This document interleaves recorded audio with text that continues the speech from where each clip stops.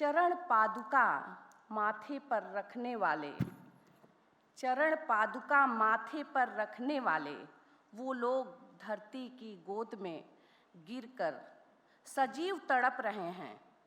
चरण पादुका माथे पे रखने वाले वो लोग धरती की गोद में गिरकर सजीव तड़प रहे हैं, सड़ रहे हैं और मही गोद में बिलख रहे हैं।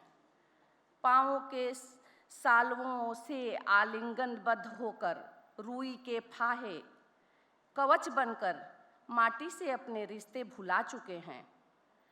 पाँवों के सालवों से आलिंगनबद्ध रूई के फाहे कवच बनकर माटी से अपने रिश्ते भुला चुके हैं, क्योंकि अब हम सिर से पैरों तक एक बेबुनियादी हुक्म से बंदी बन गए हैं।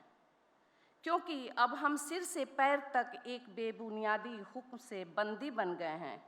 सिपाहियों क्रांति के दूतों के विरोधी तेवरों, सिपाहियों क्रांति दूतों के विरोधी तेवरों के वक्त एक वीर फौजी के युद्ध का प्रतीक रहे थे जो चरण पादुकार। वो सिर्फ भावों के उपानह नहीं थे, उनका उद्देश्य कुछ और ही था। वो युद्ध के संदर्भ में एक संदेश था, वो युद्ध के संदर्भ में एक संदेश था। उनका उद्देश्य कुछ और ही था, जो सामान्य बिल्कुल नहीं था। वो शक्ति विहीन हो चुके थे, श्वेत पैरों के नीचे दबकर, फिर भी अपने सभी अपनों के लिए, गांवों की लिए फिक्र लिए चल रहे थे। अपनी समस्याओं को संकल्प की भांति गठरी में बांधे हुए निरंतर अग्रसर थे, बोझ को उठाए हुए गतिमान थे।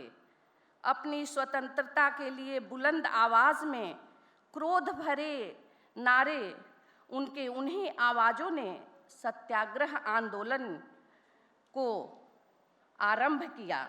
वो अपनी पदयात्रा से नमक की उपज का मार्ग प्रशस्त कर रहे थे।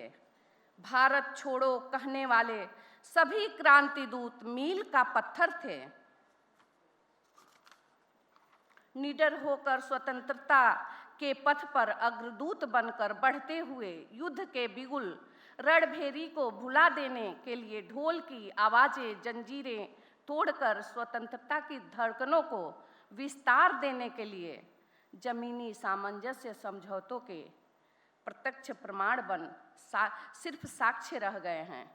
शर्तों की बंदिशों से मुक्त होकर, परतंत्रता से छुटकारा पाकर स्वयं की सांसें स्वयं लेने का जन जन को ये वरदान मिला है, हमें अधिकार भी मिला है।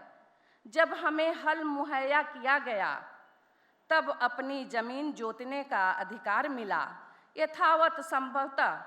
यथावत संभवतः सुमन सैया पर शयनानंद की नींद में, सुमन सैया पर शयन आनंद की नींद में आनंदमयी सपनों में बहक जाने की हमें आदत अवश्य पड़ी होगी।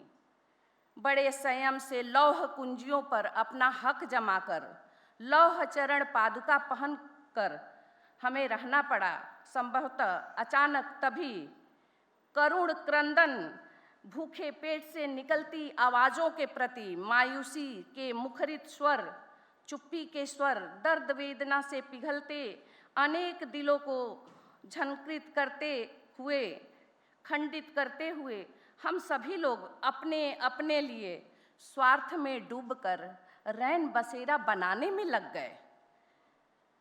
जुटकर श्रम करने लगे। माटी से बने दीवारों से घिरे बरगद के पेड़ों को अपने वश में करते हुए, आकाश को कंक्रीटी ऊंची गुफानुमा इमारतों से सजाते हुए, न्याय रहित बुलंद आवाज़ों के नारे, उनके बीच हम अपने उद्देश्य से बिलग हो प्रगति पथ से भटक कर रह गए। अपनी बेतहाशा दौड़ को विराम दे, खो गए उद्देश्यों को याद कर, फिर से समय आया, गले लगाने का सत्य आया। फांसी की रस्सी, मृत्यु गांठ को चूमने वाले शहीदों की स्मृतियों को याद करते हुए देश के युवाओं में आज़ादी का रक्त संचार करने का समय आ गया था। ये आज़ादी का अमृत युद्ध जो कभी रुकना नहीं था, उसकी प्रशंसा 75 बार गुणगान करने का क्षण अब आ गया था। इस आज़ादी के अमृत महोत्सव का रंगों से नहीं, दिल के लहू से सजाने का कर्तव्य भरा वो क्षण था। अब एक सार्वजनिक सामूहिक नाश विनाश चाहिए था। सभी भारतीयों को स्थायित्व के साथ ध्वज ले एक उलेजक